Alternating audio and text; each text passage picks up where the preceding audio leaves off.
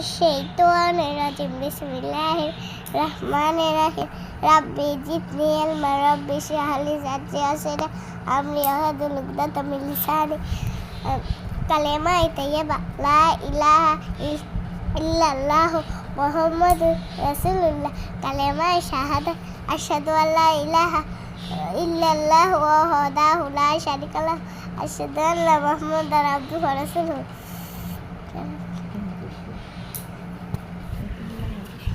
এক নম্বর হাদিস শরীফ ইন্নামাল আমালু বিন্নিয়াত আমলের ফলাফল নিয়তের উপর নির্ভরশীল।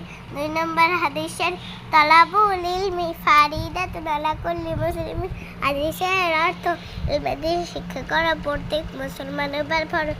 ৩ নম্বর হাদিস শরীফ খায়রুকুম মান তাআল্লামাল কুরআন ওয়া আল্লামাহু।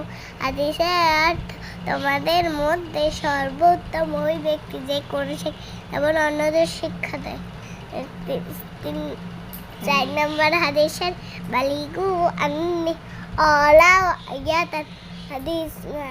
হাদিসের অর্থ আমার পক্ষ হইতে একটি বাণী হইল পৌঁছাইয়া দাও। আলিফে আল্লাহ আল্লাহকে স্মরণ করো। মুমিনদের রাস্তার বাতে বাইদাতুন ডিম খেতে পুষ্টি থাকে শক্তি হয়। তাতে তামারুন খেজুর খেতে মিষ্টি পড়ো খেয়ে খোদা শুকুর কর। সাথে সামারুন ফল বড়া আছে জাকা আলোকিনে বড় জিমে জাবালুন পাহাড় জাবালুন জরে জরে পানি আল্লাহ তাআলার মেহেরবান। হাতে হাদিস হলো রসুল বাণী। আমরা তা সবাই জানি। খতে খিদমাতুন ছয়বা খিদমত করে অসুখ হলে তাতে খোদার ক্ষমা আমিন। ডালে দাহাবুন ঔষধ খাও অসুখ খেলে পরে অসুখ স্যার।